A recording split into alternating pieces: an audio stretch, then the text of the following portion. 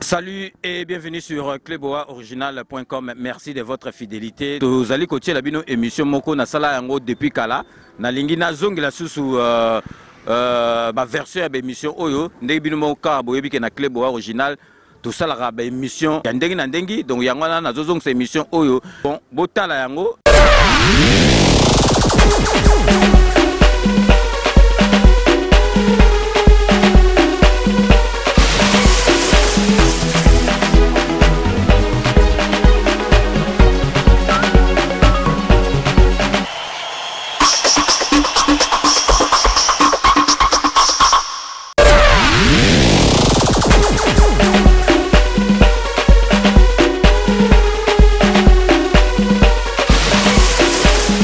Bonjour maître.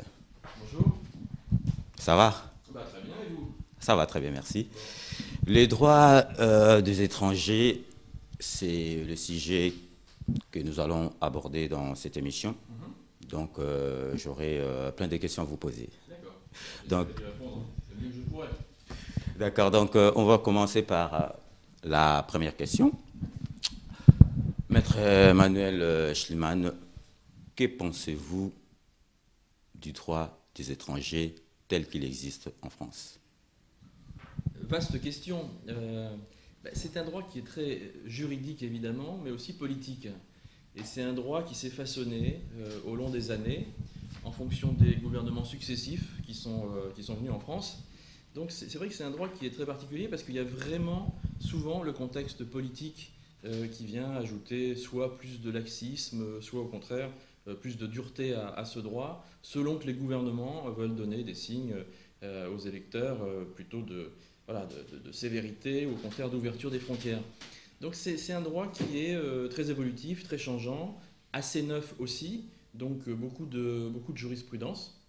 Et c'est un droit qui est très, très important, très complet, très dense. Vous voyez par exemple le code de l'entrée et du séjour des étrangers et du droit d'asile. Bon, c'est quand même un gros pavé, donc il faut le connaître, mais ça n'est effectivement que le code, puisque en plus vous avez la jurisprudence qui vient se surajouter à ça.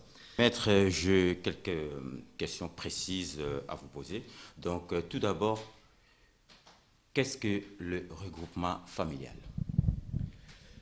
Le regroupement familial, c'est la possibilité pour un étranger légalement installé en France, donc dans toutes les formes, évidemment, et en respect des règles en usage, c'est la possibilité pour lui d'accueillir sa famille proche, c'est-à-dire son conjoint légitime et ses enfants mineurs.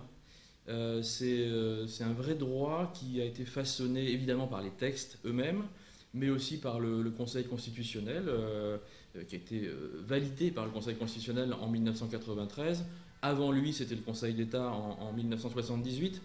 Donc voilà, c'est un vrai soutien, c'est quasiment un droit de l'homme, en tout cas pour moi. D'ailleurs, c'est aussi dans les différentes conventions des droits de l'homme, ce droit est mis en avant, et souvent les jurisprudences s'appuient là-dessus pour valider des droits.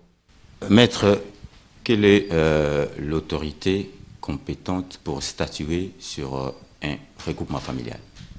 L'autorité compétente, c'est le préfet, qui va avoir 6 mois pour répondre à la demande qui lui est faite.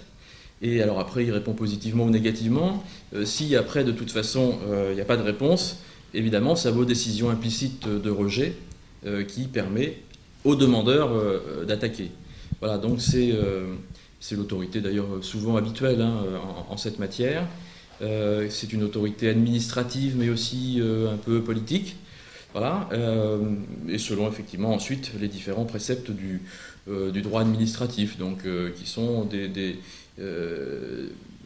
éléments techniques là aussi, avec des délais à respecter, des formes à respecter, et on ne peut pas y aller la fleur au fusil. Maître, l'autorité chargée de décider en matière de regroupement familial a-t-elle une marge de manœuvre ou doit-elle appliquer les textes à la lettre? Bopé Sabiso, au point de vue na biso parce que tolingi tozonga la ba genre ya émission ya ndenge